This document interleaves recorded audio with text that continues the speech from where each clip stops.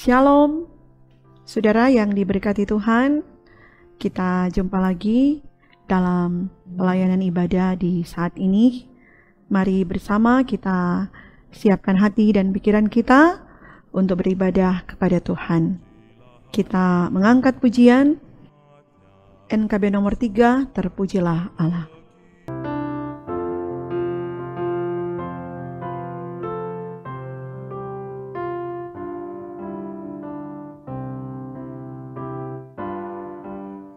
Terpujilah Allah, hikmat-Nya besar, begitu kasih-Nya untuk dunia cemar, sehingga diberilah Putra-Nya kudus, mengangkat manusia serta menebus.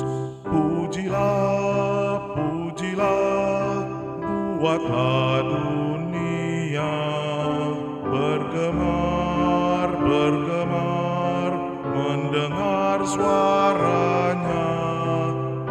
Dapatkanlah Allah demi Putra-Nya, beri puji padanya sebab hikmat-Nya.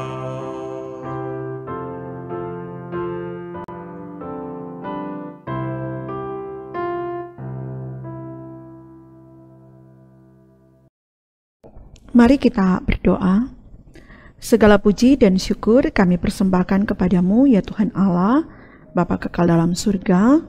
Oleh karena kasih dan kemurahan-Mu, kami boleh ada di hari yang baru ini. Kami hendak beribadah kepadamu, dan kami hendak belajar firman-Mu.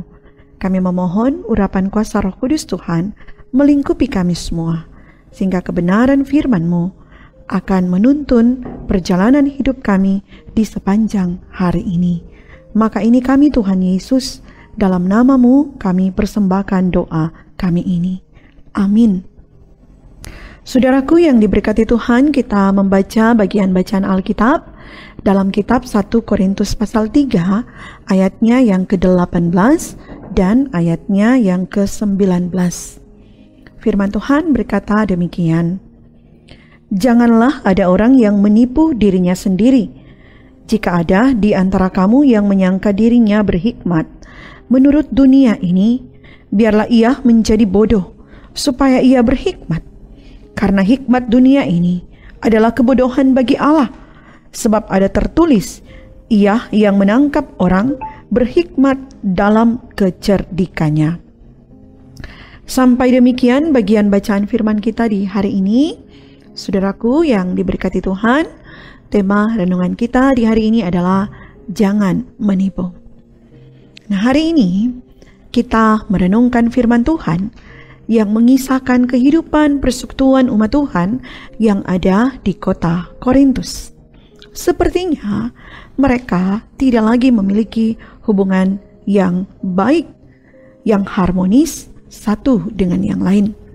Mereka hidup dalam perselisihan, disebabkan karena mereka mulai bangga terhadap diri mereka sendiri ketika mereka boleh diperkenankan menjadi orang pintar yang memiliki hikmat, kepandaian, dan kebijaksanaan. Di awal bagian bacaan kita di saat ini, Rasul Paulus mau mengajak kehidupan umat Tuhan untuk jangan menipu diri mereka sendiri dengan bangga ketika mereka menganggap diri mereka telah memperoleh hikmat yang menurut dunia ini.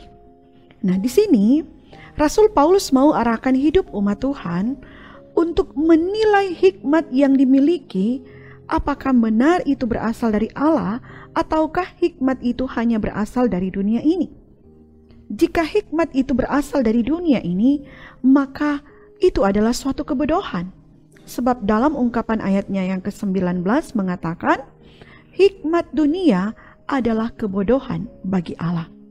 Karena memang sangat jelas ya, hikmat Allah sangat berbeda dengan hikmat dunia ini.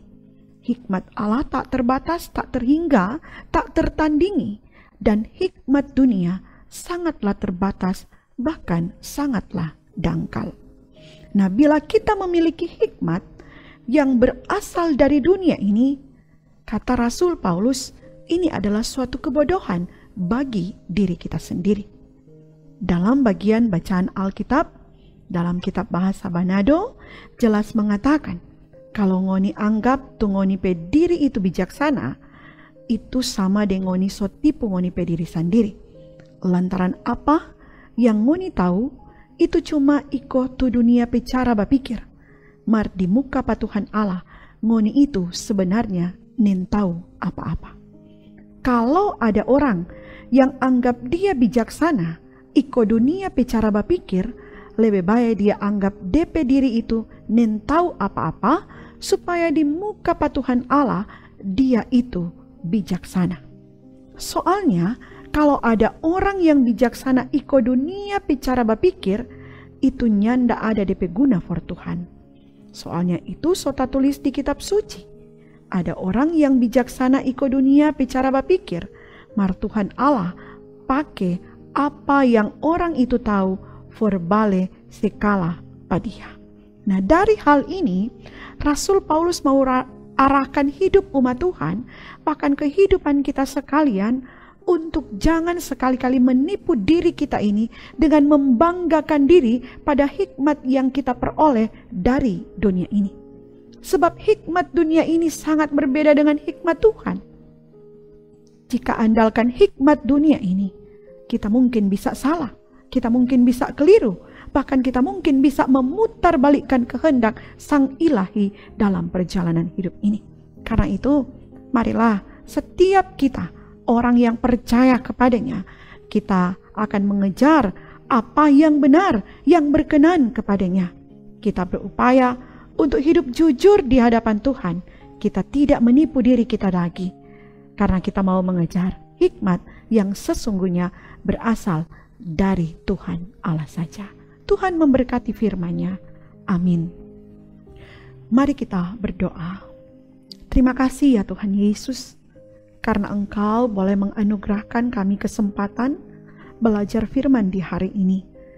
Biarlah kebenaran firman menuntun kami untuk mengejar hikmat yang sesungguhnya yang berasal daripada-Mu, sehingga kami tidak akan menipu diri kami sendiri ketika kami beranggapan bahwa kami memiliki hikmat yang sebenarnya hanya berasal dari dunia ini. Engkau yang akan memampukan kami, menolong dan menuntun kami, sehingga kebenaran firman-Mu akan menjadi bagian hidup kami kini dan selalu terus.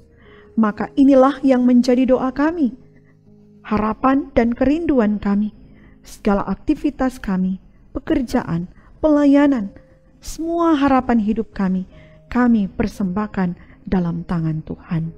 Di dalam nama Tuhan Yesus, kami berdoa kepadamu. Amin. Saudaraku yang diberkati Tuhan, demikianlah pelayanan ibadah di hari ini. Kiranya Tuhan Yesus akan selalu memberkati, menyertai, dan menuntun kita sekali lagi. Sekali lagi, terima kasih. Tuhan Yesus memberkati kita sekalian. Shalom.